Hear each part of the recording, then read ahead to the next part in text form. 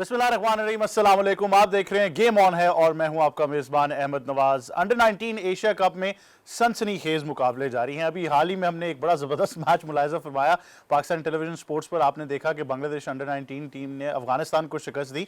बड़ा ही करीब चला गया मैच, लेकिन बैटिंग वाइज आई थिंक बड़े रन स्कोर होते रहे। बांग्लादेश हमेशा थोड़ा सा पैनिक करते हुए हमें नजर आता है। राइजिंग स्टार्स में भी हमें यही नजर आया था, लेकिन nonetheless they will take this victory. Sri Lanka under 19 बहुत शानदार खेली, उन्होंने नेपाल को वन साइडेड मैच में शिकस्त दी। The Nepalese team could only score 82 runs, वो भी वन साइडेड मैच हो गया। लेकिन जब बात करते हैं पाकिस्तान इंडिया की, तो कोई भी लेवल हो, चाहे वो यूथ क्रिकेट हो, चाहे सीनियर क्रिकेट हो, राइजिंग स्टार्स हों, आपके अपकमिंग स्टार्स हों, तो वहाँ पर बार बार यही बात होती है कि पाकिस्तान इंडिया का जो मुकाबला है वो सबसे बड़ा है। तो पाकिस्तान इंडिया का मुकाबला कल होने जा रहा है, यानी कि 14 दिसंबर, India versus Pakistan under 19 in the men's under 19 Asia cup 2025। और बड़ा ही ज़बरदस्त मुकाबला है। पाकिस्तान टीम तो बड़ी फॉर्म में नजर आ रही है, वन साइडेड मैच उन्होंने भी जीता है। इंडिया ने भी अपनी कैंपेन का आगाज़ शानदार तरीके से किया, तो इस बारे में ज़रूर हम गुफ्तगू करेंगे, ज़रा देखेंगे, दोनों टीम्स का मुवाजना भी करेंगे। और आई थिंक एक और चीज़ समझने की बहुत ज़रूरत है कि वहाँ पर जो स्ट्रक्चर है अंडर 19 का और हमारा जो स्ट्रक्चर है, उसके बाद जो पाथवे का प्रोग्रेस होता है सीनियर टीम तक या प्लेयर पर, वो जो हम बार बार बात कर रहे हैं कि उसको प्लेयर पर आपने नज़र रखनी है, उसका पाथवे पूरा आइडेंटिफाई करना है, उसमें कितना फ़र्क है। और फिर आई थिंक आपको ये भी देखना है कि कितने ऐसे प्लेयर्स करंट सेटअप में हैं जो अंडर 19 सर्किट से आए हैं या माजी में आते रहे हैं। तो ये एक बड़ा इंपॉर्टेंट इंडिकेटर है जिसको आज हम डिस्कस करेंगे। और डिस्कस करने के लिए हमारा स्टार स्टडेड पैनल हमें स्टूडियोज में ज्वाइन कर रहा है पाकिस्तान की साबिक क्रिकेट कप्तान, international cricket commentator, broadcaster, presenter and ICC hall of famer Sana Mir. अस्सलाम वालेकुम। कैसे हैं आप? Thank you very much for joining us. साथ ही साथ हमें ज्वाइन कर रहे हैं international cricket commentator, broadcaster, presenter and also former test cricketer Bazid Khan. अस्सलाम वालेकुम। कैसे हैं बाजिद भाई? अल्लाह का शुक्र। बाजिद भाई, क्या कहना चाहेंगे? पाकिस्तान इंडिया दोनों लेवल्स पे, मेरे ख्याल से सीनियर हो, जूनियर हो, इवन वुमेन्स पे भी, वो एक हाई स्टेक्स गेम बन जाती है। ऑल दो बड़े ज़बरदस्त मैचेस हो रहे हैं इस यूथ लेवल के ऊपर, आज भी 2 मैचेस हमने देखे, लेकिन इस मैच की इंटेंसिटी कुछ ज़्यादा ही है। तो जो प्रेशर हैंडलिंग है वो हमने भी हाल ही में देखा है कि हमारे जो यूथ का टैलेंट है वो ज़रा बेहतर कर रहा है पाकिस्तान इंडिया गेम में। वो राइजिंग स्टार्स में भी बड़ा बेहतर परफॉर्म कर गए, तो कल भी ये तवक्को कर सकते हैं कि प्रेशर वाइज शायद बेहतर हैंडल कर लेंगे। नहीं, पाकिस्तान इंडिया रिसेंटली, मतलब पिछले 6-8 महीने से तो बहुत ही ज़्यादा, बल्कि बहुत ही ज़्यादा प्रेशर गेम हो गई है, उस पर स्टेक्स और भी ज़्यादा हो गए हैं। तो इस वजह से हमेशा ही पाकिस्तान इंडिया का जो भी मैच, क्रिकेट हो, चाहे हॉकी हो, चाहे कोई भी मैच हो, उसमें स्टेक्स तो हाई होते ही हैं। एशिया कप में पाकिस्तान का रिकॉर्ड तो अच्छा है, बट कल का जो मैच है वो हम इस पे ज़्यादा, वो एक इंग्लिश में लफ्ज़ होता है पैरालिसिस बाय एनालिसिस।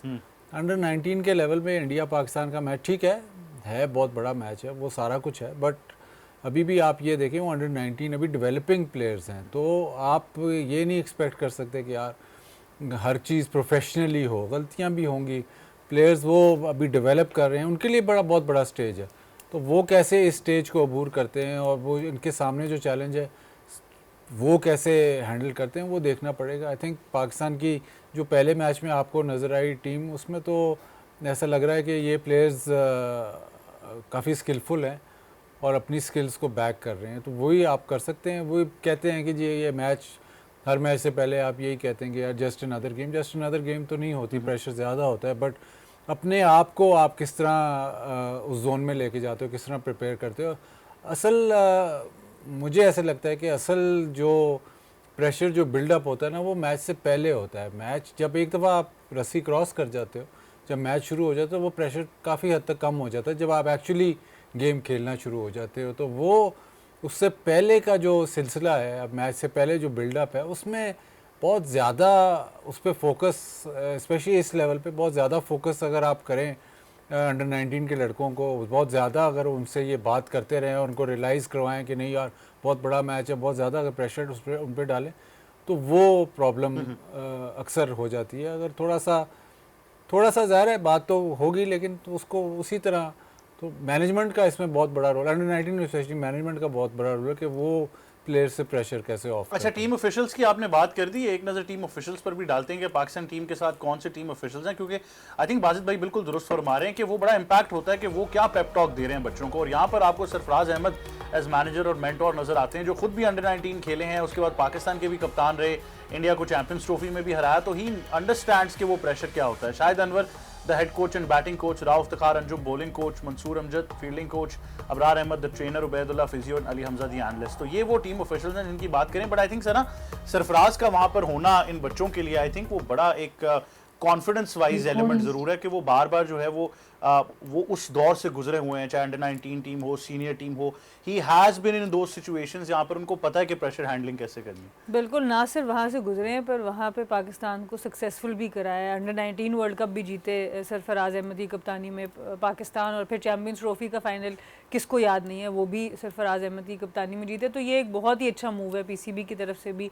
सरफराज की भी कमिटमेंट हमेशा से पाकिस्तान क्रिकेट के लिए इस तरह की रही है कि वो बहुत ज़्यादा चाहते हैं इम्पैक्ट क्रिएट करना अपनी लीडरशिप से। तो बड़ी अच्छी चीज़ है कि सरफराज अहमद को एज मेंटोर मैनेजर के तौर पर वहाँ लेके गए हैं, तो ये बहुत पॉजिटिव डेवलपमेंट है।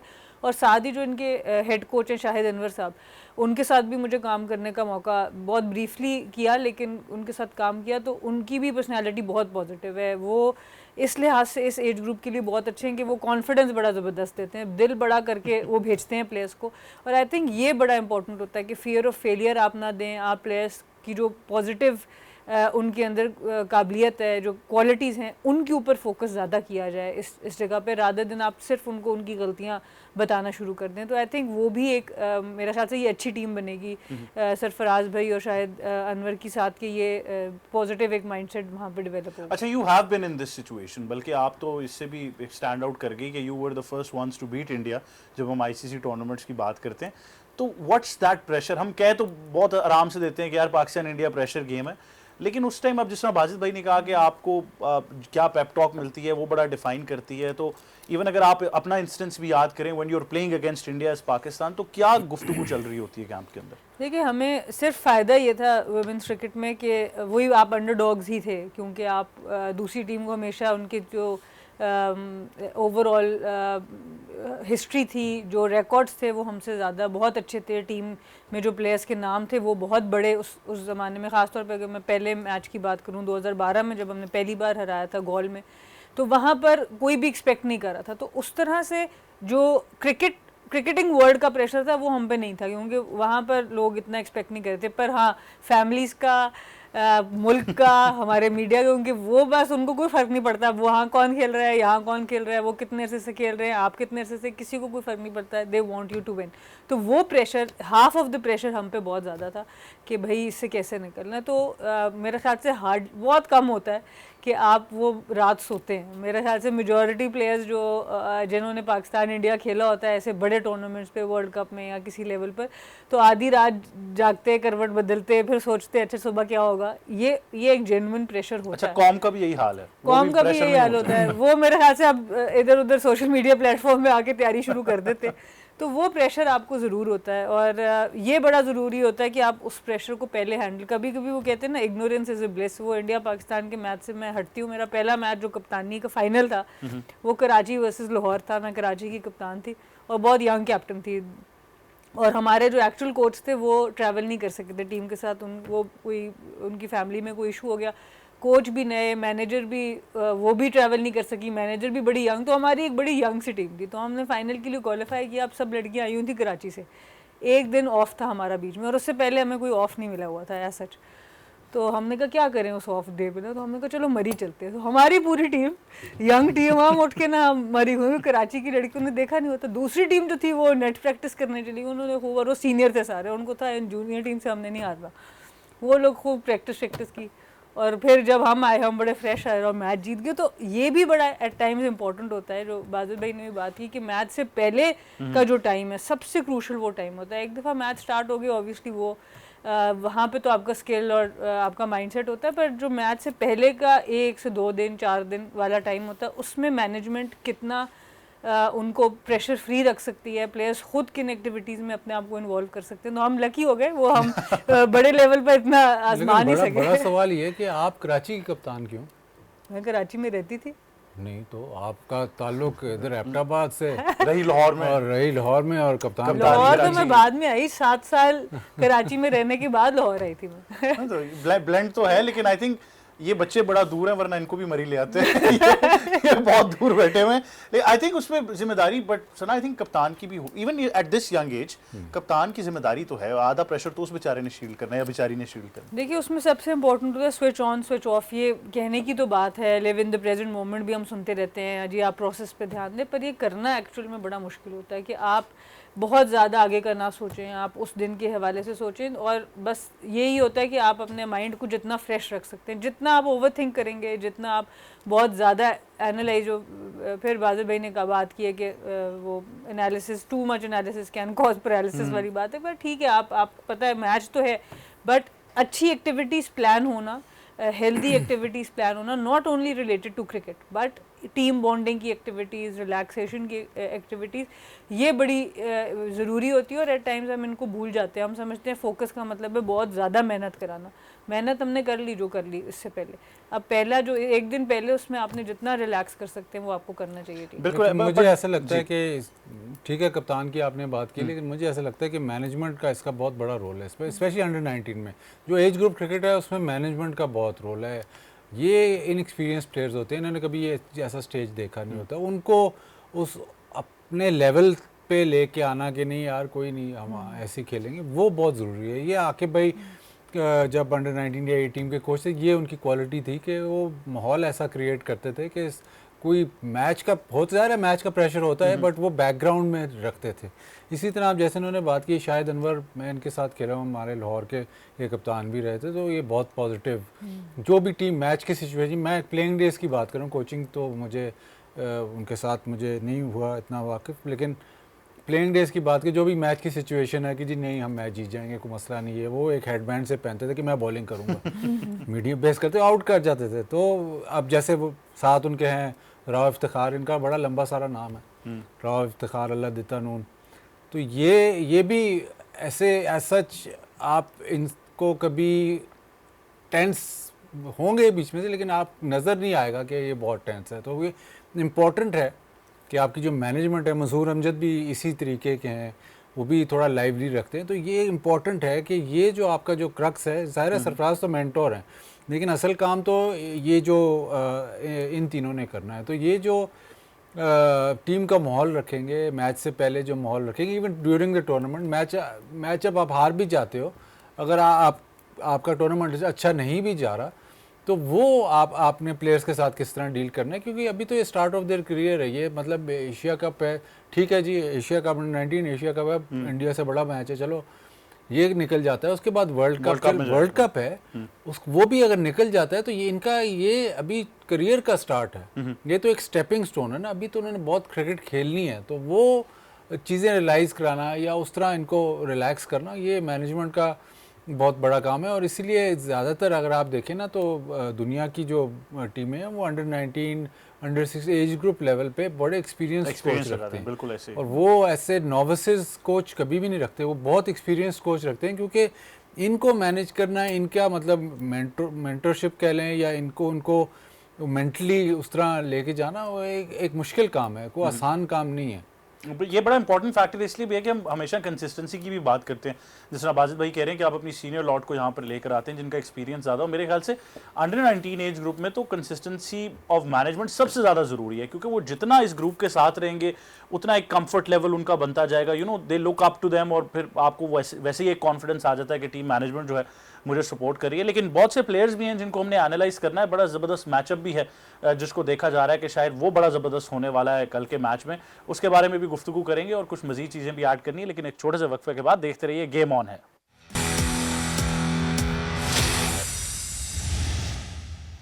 Welcome back to game on है। बात कर रहे हैं Pakistan under 19 versus India under 19, बड़ा अहम मैच जो कल होने जा रहा है एशिया कप का, और इसमें जो कुछ मैचअप्स की हम बात करें, पाकिस्तान की तरफ से बड़ी ज़बरदस्त हमने परफॉर्मेंसेस की बात की, पाकिस्तान ने वन साइडेड अपना पहला मैच जीता, लेकिन अगर आप इंडिया की टीम की बात करें तो वहाँ पर भी बड़ी ज़बरदस्त परफॉर्मेंसेस नजर आई। खास तौर पर जो बहुत ज़्यादा नाम वहाँ पर उनकी बैटिंग की कोर का लिया जाता है वो है वैभव सूर्यवंशी। वो बहुत ज़बरदस्त खेले कल, उन्होंने 95 गेंदों का सामना किया, 171, बहुत ही ज़बरदस्त इनिंग्स उनकी नज़र आई। लेकिन अब एक मैचअप सा तो बनेगा कल, क्योंकि पाकिस्तान की बॉलिंग बड़ी फॉर्म में नज़र आ रही है, खास तौर पर अली रज़ा ने जिस तरह कल बॉलिंग की और बहुत ज़बरदस्त पेस से बॉल कर रहे थे, आगे गेंद कर रहे थे। हमने देखा तीनों डिसमिसल्स उन्होंने आगे से जिस तरह बोल्ड किए, यॉर्कर का भी इस्तेमाल किया, शेयर पेस नजर आया। ये भी बड़ा है। मैं सना आई थिंक वैभव सूर्यवंशी की पहले थोड़ी सी अगर बात कर लें तो वो typical Indian style of cricket खेल रहे हैं टॉप ऑफ द ऑर्डर में जब वो आते हैं, जिस तरीके की हम क्रिकेट पिछले कुछ अरसे से देखते आ रहे हैं। और आई थिंक बहुत ज़्यादा रिलायंस उनकी आ जाती है। अगर हमें याद हो वो राइजिंग स्टार्स वाले जब सुपर ओवर तक भी बात पहुंच गई तो बड़ा क्रिटिसाइज हुई उनकी मैनेजमेंट कि उनको क्यों नहीं भेजा उस सुपर ओवर में।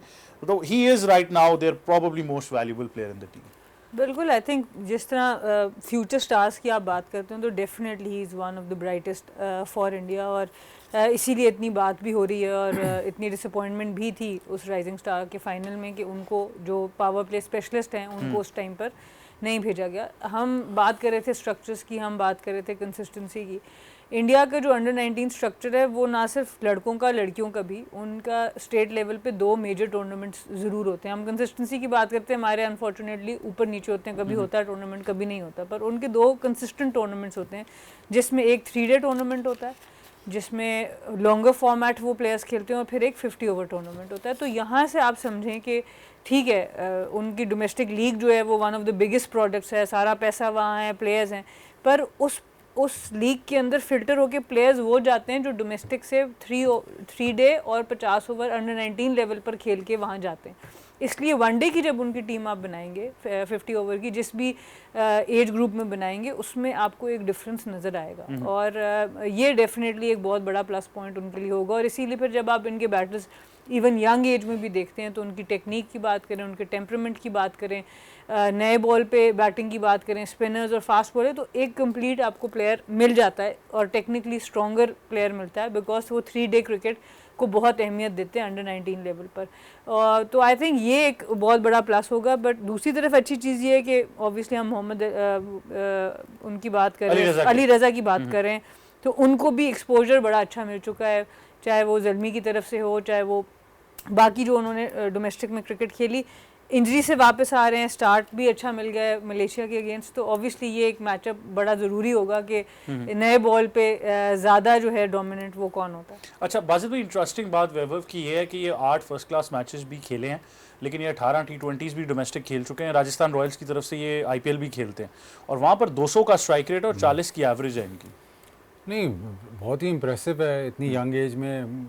हालांकि कितने 14-15 साल के हैं शायद, बिल्कुल ऐसे ही है, 16 से थोड़ी सी कंट्रोवर्सी है, लेकिन जाहिर है इतने यंग एज में इतने ज़्यादा रन्स करना बड़ी बात है। और किस जैसे मतलब यंग एज छोड़ें या किसी भी एज पे आप इतना कंसिस्टेंटली परफॉर्म कर रहे हैं तो बड़ी बात है। दूसरी अगर आप जैसे सना ने बताया कि उनका स्ट्रक्चर टुवर्ड्स अंडर 19 क्रिकेट, लेकिन आप ये देखें कि पिछले 2 साल या 3 साल पहले जब मतलब राहुल द्रविड़ इनके अंडर 19 के कोच थे, तो उन्होंने रूल बनाया था कि अंडर 19 का प्लेयर वर्ल्ड कप सिर्फ एक ही दफ़ा खेलेगा, दूसरी दफ़ा नहीं खेल सकता।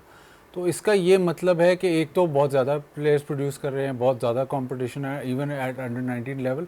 दूसरा वो ये कह रहे हैं कि जी अंडर 19 स्टेपिंग स्टोन ही है, यहाँ पे है, ज़रूरी नहीं है कि यार अच्छा ये वर्ल्ड कप हमने जीतना ही जीतना है तो यार ये सबसे अच्छे जो हमारे जो पिछले वर्ल्ड कप में 2-3 प्लेयर उनको दोबारा खिला लो। वो ऐसे नहीं है, वो कहते हैं ये स्टेपिंग स्टोन है ही है, इससे आगे बड़ी चीज़ नहीं। लेकिन एक और भी अप्रोच फ़र्क है। पाकिस्तान में अगर आप यूजुअली स्ट्रक्चर देखें तो हम कहते हैं कि 16 साल से 19 साल के दरमियान जो है वो अंडर 19 हम उसको ज़्यादा प्रेफर करते हैं। अब जिस तरह आपने कहा 14 साल 261 दिन इनकी ऑफिशियली जो आती है एज है, तो उनको शायद इससे फ़र्क नहीं पड़ा, वो कह रहे हैं 14 साल वाले को भी खिला। नहीं, उनको ये फ़र्क नहीं पड़ रहा, लेकिन वो ये देख रहे हैं कि अब जैसे ये वर्ल्ड कप खेल जाएगा उसके बाद अगला वर्ल्ड कप 1.5 साल बाद या 2 साल बाद होगा, उसके लिए एलिजिबल होगा लेकिन नहीं खेलेगा। तो ये आप देख लें कि वो जो पैरामीटर देख रहे हैं ना कि यार ठीक है अंडर 19 है but bigger things are to follow. तो ये सिर्फ आपका मेक और ब्रेक अंडर 19 नहीं है, इससे आपने प्रोग्रेस करना है आगे। तो बहुत क्लियर स्टांस है कि जी हाँ जी बिल्कुल अंडर 19 वर्ल्ड कप है, बड़ा टूर्नामेंट है, बट इवेंचुअली जो आप इंडिया से खेलोगे या जो आप अपनी रणजी ट्रॉफी खेलोगे या जो फर्स्ट क्लास क्रिकेट खेलोगे, दैट हैज़ मोर वैल्यू। तो आप उस लड़के में भी ये इंस्टिल करते हो कि yes under 19 is a big stage but is not make और ब्रेक। इससे आपने आगे की तरफ जाना है, और आगे जब आप जाते हैं तो जो आपने कल भी ये डिस्कशन की, कि अंडर 19 और फिर प्रोग्रेशन की बात करें तो जो स्टांस ही उनका ये है कि जी अंडर 19 है, लेकिन हम वैल्यू, आप 16 साल के हैं और आप एक वर्ल्ड कप खेल चुके हैं, तो हम आपकी वैल्यू हम देख रहे हैं कि आप अपनी फर्स्ट क्लास क्रिकेट खेल रहे हैं या अपनी ए टीम से खेल रहे हैं या जो भी इमर्जिंग डोमेस्टिक सर्किट में खेल रहे हैं। अंडर 19 से अब आप निकल गए हैं, वो पीछे नहीं आते, फिर आप निकल गए, ये स्टेज आपने अबूर कर लिया, अब आप आगे की तरफ देखें। अच्छा, इसमें अली रज़ा की क्योंकि हम बात कर रहे हैं कि एक मैचअप से ज़रा बन जाएगा, कल उन्होंने बहुत इंप्रेसिव बॉलिंग की, आगे गेंद कर रहे हैं, तेज़ भी कर रहे हैं, बीच में थोड़े से इंजर्ड भी हुए थे, हमें याद है, फिर हाई परफॉर्मेंस सेंटर गए, वहाँ पर भी इनको बड़ा एक वॉचफुल आई के अंडर ट्रेनिंग ये करते रहे, रिहैब भी हुआ इनका। ये पाकिस्तान की तरफ से तकरीबन 6 फर्स्ट क्लास मैच खेले हैं, 32 आउट कर चुके हैं। लास्ट ईयर जब कादिर ट्रॉफी की चैंपियन बनी सियालकोट, तो उसमें भी इन्होंने नुमाया किरदार अदा किया। फाइनल में मेरे ख्याल इन्होंने काफ़ी सारे आउट किए थे, 7 आउट किए थे कितने। तो जब इनका मेरी रिसर्च को हर वक्त नजर रखते हैं, अपना देखा याद है फिंगर टिप्स पे। 7 या नहीं, आपकी रिसर्च आपको तो कहते हैं मैचेस देखने की, एक इनिंग में 7 आउट कर दिए, रिसर्च है। लेकिन इसका जब रिदम में होता है तो बॉल इसका सीम होता है, जो जब पढ़ के, जिस तरह हसन अली जब शुरू में आए थे तो आपको याद होगा उनका बॉल पढ़ के ना अंदर की तरफ तेज़ सीम होता था, और बहुत चैंपियंस ट्रॉफी की इन्होंने याद दिलवाई, तो वहाँ पे इन्होंने कैसी बॉलिंग की थी कि बॉल जब इसी तरह अली रज़ा जब रिदम में होता है, जब इसका ज़ोर लग रहा होता है तो इसका बॉल सीम होता है, जो बहुत ही डेंजरस है। वो कॉन्स्टेंस की मैं आपको याद दिलवाता हूँ विकेट की, लेकिन उसमें सब जो चीज़ें थी ना वो ये थी कि सारा कुछ ज़ोर इसका लगा और बॉल पढ़ के अंदर की तरफ आया।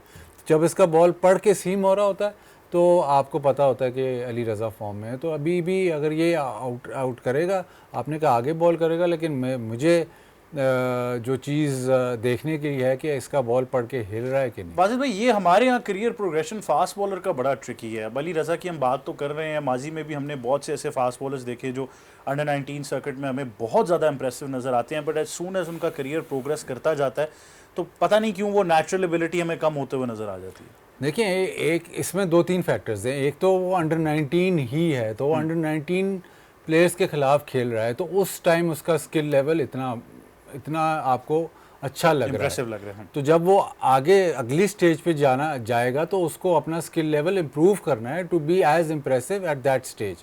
बहुत ही रेयर होता है कि आप अंडर 19 में भी ऐसे, जैसे रबाडा था अंडर 19 में, आपको लग रहा था कि यार ये तो 140-45 कर रहा है, तो बहुत ज़बरदस्त बॉलर है, और सीधा जब वो साउथ अफ्रीका की टीम में गया तो इंटरनेशनल लेवल पे भी उस तरह, तो ये रेयर केसेस हैं।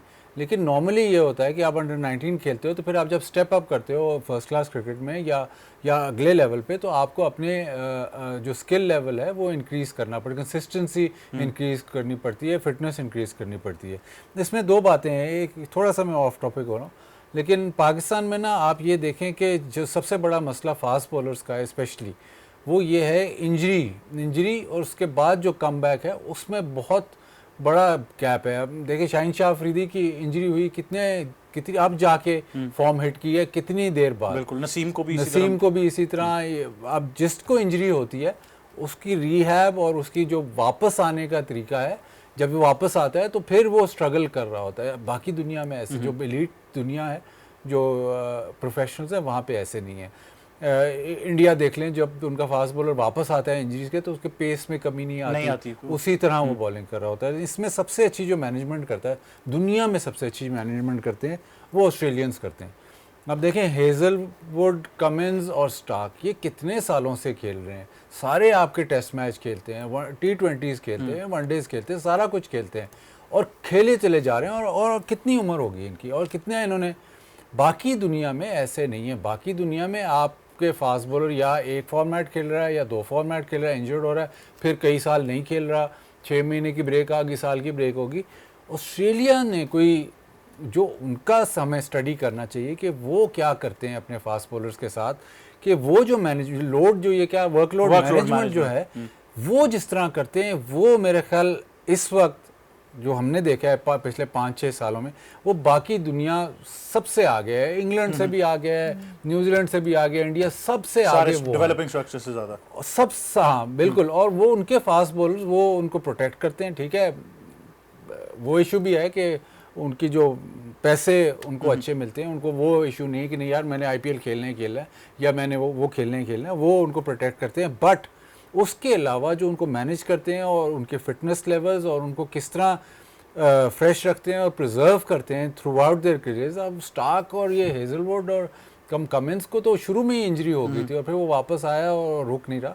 तो ये स्टडी हमें करनी चाहिए, पाकिस्तान को भी ये स्टडी करनी चाहिए, क्योंकि पाकिस्तान का बहुत बड़ा मसला है कि जैसे ही आपका फास्ट बॉलर अनफिट होता है, इंजर्ड होता है, जब वो रिहैब के बाद वापस आता है तो आपको लगता है यार ये तो वो बॉलर। लेकिन आप ये मेरे ख्याल से एक इसमें ये भी एलिमेंट देखिए कि उनके अगर कोई भी ऐसे प्राइम फास्ट बॉलर है, उनके ना होने से वो टीम का बैलेंस भी कहीं कॉम्प्रोमाइज़ नहीं होता, बल्कि टीम उससे बेहतर ही परफॉर्म कर रही होती है और जो ही उनको वापस लाना होता है तो वो ऑटोमेटिक एडजस्टमेंट नजर आती है। लेकिन ये सब डिस्कस करेंगे एक छोटे से वक्फे के बाद। देखते रहिए, गेम ऑन है। Welcome back to game on है। अब मेंस क्रिकेट की तो बहुत बात हो गई और आपको पता है कि हमने हमेशा वुमेन्स क्रिकेट को सबसे ज़्यादा प्रायोरिटी देते हुए ये कहा है कि इक्वल लेवल के ऊपर इसको डिस्कस भी करना चाहिए और इसके स्ट्रक्चर्स भी होने चाहिए। तो हाल ही में बहुत ही शानदार कामयाबी आई है पाकिस्तान की अंडर 19 वुमेन्स टीम की जानिब से और बड़ी ज़बरदस्त सीरीज़ रही, जिसके बारे में कल भी हमने थोड़ा सा जिक्र किया था, जिसमें हम देखते हैं कि बांग्लादेश को हमने इस सीरीज़ में शिकस्त दी और जैसा कि मैंने कहा कि बहुत ही ज़बरदस्त मैच रहा। पहला मैच जीतने के बाद हम अगले दोनों मैचेस हार गए थे, लेकिन उसके बाद जिस तरह चौथे और पाँचवें T20 इंटरनेशनल में कमबैक किया, बहुत ही शानदार था। इसमें कुछ टॉप परफॉर्मर्स भी हैं जिनका हम जिक्र करेंगे। खास तौर पर फिजा फैज़ की बहुत ज़्यादा बात की जा रही है कि उनका स्ट्राइक रेट बहुत इंप्रेसिव है। एक वो वाज़ेह चीज़ जो हम बार बार कहते हैं कि पाकिस्तान वुमेन्स क्रिकेट के अंदर हमने देखनी है कि वो एट पार आ जाए उस लेवल की क्रिकेट पे जो खेली जा रही है वुमेन्स क्रिकेट में। उसमें टॉप बैटर्स की लिस्ट है, मैं चाहूँगा आप एक बार वो ज़रूर देख लें इस सीरीज़ के अंदर, ताकि थोड़ा सा हमें बेहतर एनालिसिस को कर सकते हैं। ईमान नसीर शानदार उनकी परफॉर्मेंस रही, उन्होंने 5 मैचेस खेले, शी स्कोर्ड अबाउट 97 रन्स। उसके बाद जन्नत नज़र आती हैं फ्रॉम बांग्लादेश, कोमल खान फ्रॉम पाकिस्तान, फिजा फैज़ जिनकी हम बात कर रहे हैं 2 मैचेस में 70 और 142.85 का स्ट्राइक रेट।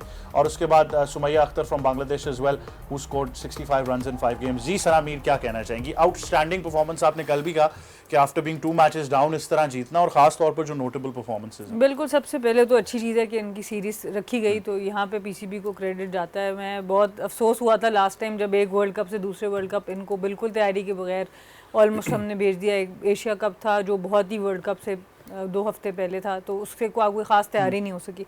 तो पहली तो ये चीज़ है कि अच्छी बात है, और वो भी 5 मैच सीरीज़ रखी गई, 2 या 3 मैचेस नहीं खिलाए गए। ट्वीट करेंगे मैंने कल कर दी थी मैं ऑलरेडी कर चुकी हूँ। तो ये एक पॉजिटिव डेवलपमेंट है। फिर ऑब्वियसली सिलेक्टर्स, कोचेस, हमने सर मसरूर की बात की, हमने जवेर रऊफ़ की कल बात की, बतूल फातिमा हमारी एक्स विकेट कीपर वो सिलेक्शन में है। तो ये सारे इन लोगों को मुबारकबाद बनती है, बट डेफिनेटली सबसे ज़्यादा तो लड़कियों को बनती है। और ईमान नसीर जो कैप्टन है, जो टॉप स्कोरर भी रही हैं, तो आई थिंक ये बड़ा एक इम्प्रेसिव मुझे चीज़ नज़र आई कि लीडरशिप करते हुए टीम को सामने करते हुए ओपन पे ही जाती हैं, तो proper leading from the front करते हुए नज़र आई। तो ये एक बड़ा अच्छा साइन है कि आपने सही कप्तान चूज़ किया और वो कप्तान उस प्रेशर को हैंडल कर सकता है। जो आपने बात की पहला मैच जीत के अगले दोनों मैचेस हार जाना, तो बांग्लादेश के पास 2 मैचेस थे कि वो सीरीज़ जीत सकते।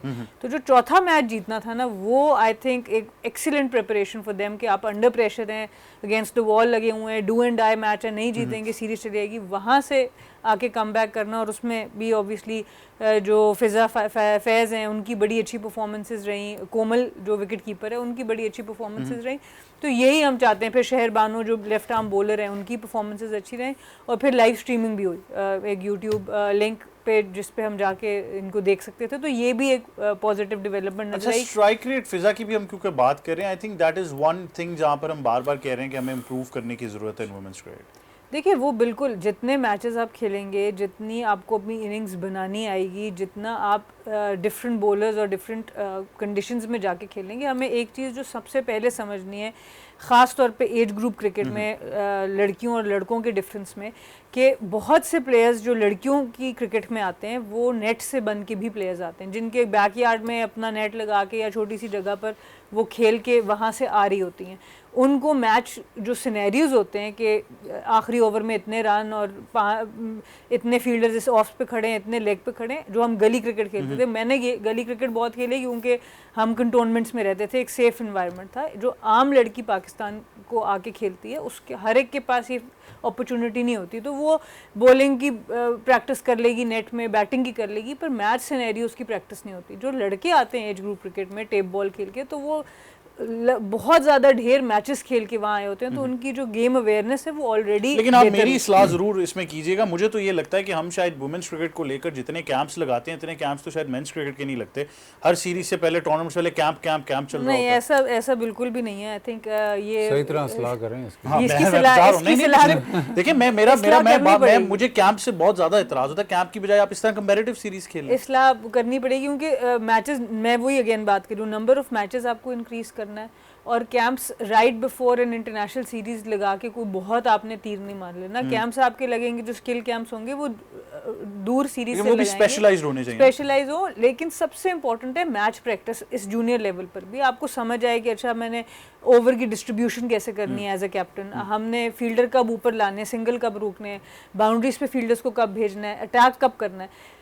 क्योंकि लड़कों की क्रिकेट में टेप बॉल आप हर गली मोहल्ले में, बाहर ग्राउंड में, आप हम वो फ्लाईओवर्स बने हुए मेरे घर के पास, वहाँ पे भी सारे उधर लड़के क्रिकेट खेल रहे हैं। उसकी ग्रीन बेल्ट के ऊपर, ग्रीन बेल्ट तो लड़कियां नहीं खेल सकती ऐसे। तो सबसे ज़्यादा ज़रूरी है गेम अवेयरनेस के लिए कि आप उनके match, number of matches increase करें कि जो टेक्टिकल साइड है वो डेवलप हो। तो आई थिंक ये, इसलिए मैं बहुत खुश हूँ कि एटलीस्ट 5 मैचेस मिले इन बच्चियों को, ये मौका मिला और फिर उन्होंने डिलीवर भी किया, तो बड़ी खुशी हुई overall. I think academies culture से भी बड़ा फर्क पड़ जाएगा once we have a Sana Mir cricket academy of high performance centre. सना ने कोचिंग की बात की, तो अब ये मेंस क्रिकेट में बीच में लेके आ रहा हूँ, लेकिन एक ये मैंने इनसे पहले भी बात की थी, तो शायद इतनी बुरी बात नहीं थी, तो मैं टीवी पे भी कर सकता हूँ। जो हमने सीरीज़ कवर की थी मुल्तान में, जहाँ पे इन्होंने मुझे गाड़ी नहीं चलाने दी थी, कह रही थी बड़ी तेज़ गाड़ी चल और फिर 150 पे अब वो उन्होंने पर्चा भी कर दिया इनकी वजह से ना। वो कहते हैं अब 150 पे मोटरवे पे आप वो पर्चा कट जाएगा। अच्छा, हमारे लिए वो फायदेमंद थी सीरीज। हमें वो कह रहे थे 170 पे क्यों हमें नहीं चला? सोनलवा मिला था वापसी पे, तो हमारे लिए फायदेमंद थी वो सीरीज। खैर उसमें जो वुमेंस क्रिकेट है ना, मतलब इसको आप गलत तरफ ना लेके जाइए, लेकिन जो वुमेंस क्रिकेट है ना वो मेंस क्रिकेट से ज़्यादा टेक्निकल है। एक तो उसमें फील्ड जो है 5 फील्डर अंदर ही रहने हैं, तो आपको दोनों तरफ ऑफ साइड और लेग साइड दोनों तरफ खेलना आता है। और मोस्टली जो इनकी टॉप की वुमेंस की प्लेयर्स हैं ना, वो दोनों तरफ खेलना जानती हैं। जो ऑफ साइड पे स्ट्रॉन्ग है ना वुमेंस क्रिकेटर, वो 360 प्लेयर जो एक साइड पे खेलने वाली उसको थोड़ा सा प्रॉब्लम होता है। तो वो एक टेक्निकल एस्पेक्ट जो है ना, इसमें टेक्निकलिटीज़ ज़्यादा हैं, क्योंकि स्विंग भी ज़्यादा है, उस तरह से पिचेस में भी आप स्पिन भी हो रहा है, वो स्लो भी कर रही हैं, तो उसमें आपको टेक्निकल एस्पेक्ट उसमें लेके आना है। तो मैंने उस वक्त भी, हमारी ये डिस्कशन हो रही थी कि जो मसरूर हैं ये, क्योंकि अंडर 19 अंडर 16 वगैरह उसमें टेक्निकल एस्पेक्ट पे बहुत काम करते हैं, वो बहुत सूटेबल हैं वुमेंस की। अंडर 19 हो जाए ये मेन टीम या सीनियर टीम के बाद थ्रू आउट वुमेंस क्रिकेट ना, वो बहुत उस लिहाज से ना उनकी वो नीश है, तो उस लिहाज से वो उस तरह से तकड़े हैं, तो वो वुमेंस के लिए ना मेरे ख्याल आइडियल फिट रहते हैं, क्योंकि वो सारा कुछ वो जानते हैं। एक तो उनका कद भी छोटा है, तो वो घुल मिल भी जाते हैं। कई दफ़ा ऐसे मैच खुद लंबे हैं तो अब जो मर्जी नहीं कई दफ़ा ऐसे मैच हो रहा होता तो वो लोग पूछते हैं यार ये कौन सा प्लेयर, नहीं ये तो कोच है। लेकिन मजाक के अलावा मतलब मुझे इस बात की खुशी है कि वो इन्वॉल्व हैं, क्योंकि वो मेरे हिसाब से इस वक्त जो पाकिस्तान में जितना उनको अबूर है ना टेक्निकल एस्पेक्ट, स्पेशली बैटिंग का टेक्निकल एस्पेक्ट, या किस वक्त कौन सा शॉट खेलना और शॉट डेवलपमेंट किस तरह करनी है, वो बहुत ज़रूरी है। तो मेरे ख्याल इस किस्म के जो कोचेज़ हैं ना वो बहुत ज़रूरी हैं वुमेंस क्रिकेट में। जो बड़े नाम के कोचेज़ आते हैं ना, वो थोड़ा सा अपने एक्सपीरियंस के मुताबिक करने की कोशिश करती हैं, तो गेम डिफरेंट है।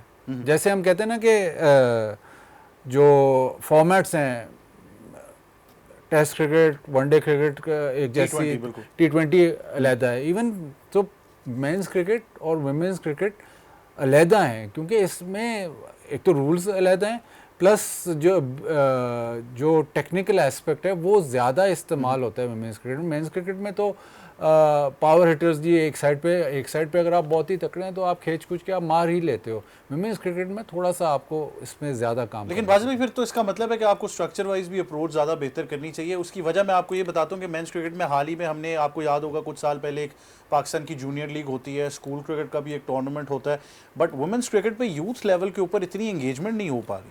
नहीं वुमेंस क्रिकेट इस वक्त तो आसान है क्योंकि पूल ऑफ प्लेयर्स कम है ना, इस वक्त तो आसान है, इस वक्त तो आप स्ट्रक्चर इन प्लेस कर सकते हो। मेंस क्रिकेट में भी अभी तक आपने स्ट्रक्चर इन प्लेस नहीं किया, तो वुमेन्स क्रिकेट में तो आप इस वक्त बना सकते हो स्ट्रक्चर। कोई इसमें मेंस क्रिकेट में भी कोई इतनी रॉकेट साइंस नहीं है, लेकिन वो थोड़ा लंबा काम है तो कोई हाथ डालता नहीं उसमें।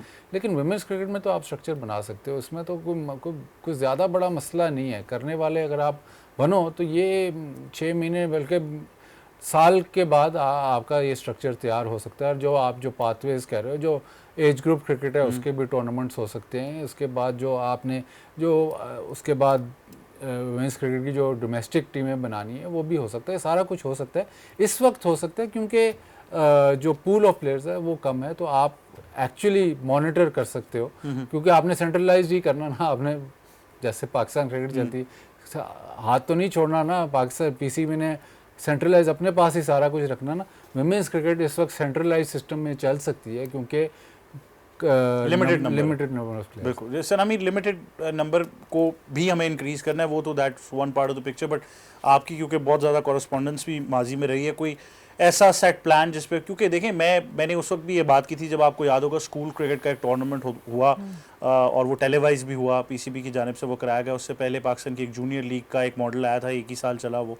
तो हमने तब भी कहा था कि इसके साथ साथ that was the right time कि आप वुमेन्स स्कूल क्रिकेट भी करा लेते शायद। बिल्कुल, और स्कूल क्रिकेट का आपको बहुत ज़्यादा फ़ायदा है। देखिए, अगर एक जो कोई पेरेंट्स हैं वो अपने बच्चियों को भेजते हैं 2 बजे तक के लिए स्कूल या 1 बजे तक के लिए स्कूल, तो वो 3 बजे वहाँ से पिक करने में उनको प्रॉब्लम नहीं होगी। स्कूल का एक बहुत सेफ़ इन्वायरमेंट है। हमारे मुल्क में बच्चियों के लिए सबसे इम्पोर्टेंट सेफ्टी है, बच्चों के लिए भी होनी चाहिए, बट हम जब बच्चियों के बारे में सोचते हैं तो हमारे पास सबसे पहले हम सोचते हैं जी सेफ्टी का, और ये हमें बच्चों के लिए भी सोचना चाहिए। That's another topic. बट जो आपकी सेफ्टी की बात है वो सबसे बेहतर यही है कि आप स्कूल्स कॉलेजेस में स्पोर्ट्स को आम करें। मैंने पहले भी ये बात की है, बहुत से स्कूल्स घरों में खुले हैं, और अगर कोई एजुकेशन स्कूल है और उसमें ग्राउंड है, तो मैंने खुद, क्योंकि मैं पाकिस्तान में ही डिफरेंट स्कूल्स में पढ़ी हूँ, उसको एक्सपीरियंस किया कि अगर जो बड़ा सा ग्राउंड होगा वो ज़्यादा लड़कों के लिए आप कर देंगे, उनकी फुटबॉल क्रिकेट चल रही होगी, और लड़कियों के लिए मे भी शायद एक बैडमिंटन कोर्ट खोल देंगे, हाँ जी वहाँ पे आपने जो खेलना है। तो ये अनफॉर्चुनेटली एक चीज़ है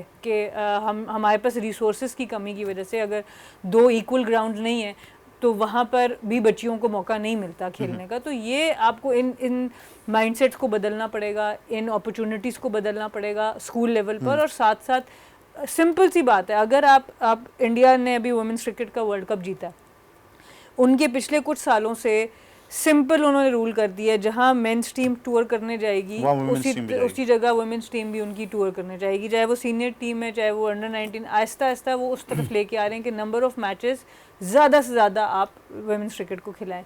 तो यही अगर हम अप्लाई कर दें कि जितने स्कूल टूर्नामेंट्स आप कराते हैं, ठीक है आप टूर्नामेंट उतने ही कराएं, टीम्स कम कर दें शुरू में और आहिस्ता आहिस्ता टीम्स बढ़ा दें, पर आप कराने तो शुरू करें। जब पता चलेगा स्कूल्स को, कॉलेजेस को कि हाँ जी ये चीज़ हो रही है, तो आहिस्ता आहिस्ता लोग अपनी टीम्स बनानी शुरू करेंगे और वो आप उसको लेकर चलें। तो ये बड़ा ज़रूरी है कि मैं तो ये समझती हूँ क्रिकेटर सिर्फ और सिर्फ ग्राउंड में बनता है, आप जिम में नेट में नहीं बना सकते, ठीक है, वो आप फाइन ट्यूनिंग कर सकते हैं, तो आप लाएं ग्राउंड्स में लाएं, उनको मैचेस खिलाएं, जितने नंबर ऑफ मैचेस खेलेंगे उतना। बट इन द ईयर 2025 से ना, फिर भी मुझे ये फील होता है, this is solely my personal opinion, कि हमारे यहाँ पता नहीं क्यों, and it pains me to say, कि हमारे लिए वो सेकेंडरी सब्जेक्ट ही, हम प्राइमरी फोकस उसको दे ही नहीं रहे अभी तक। और ये इतनी बड़ी अपॉर्चुनिटी हम मिस कर रहे हैं। एक तो जो बाज़त भाई ने बात की कि अभी इतना ज़्यादा कंपटीशन नहीं है, so it's almost still a blank canvas, आप इसको जिस तरह मर्जी डेवलप करना चाहें आप कर सकते हैं। तो पहले तो ऐसा नहीं है कि बहुत से प्लेयर्स हैं, उस स्टेक होल्डर्स हैं जिनका आप एक फैसला लेंगे तो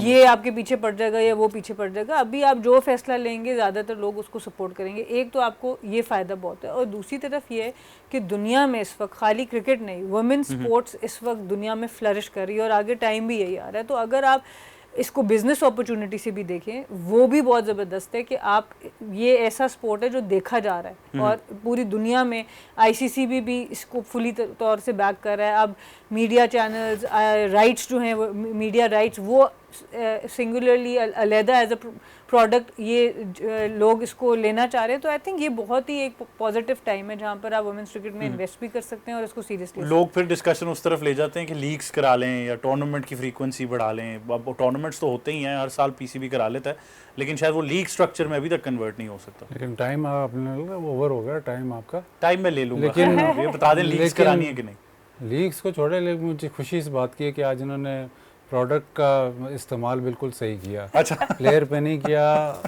एक चीज़ पे किया।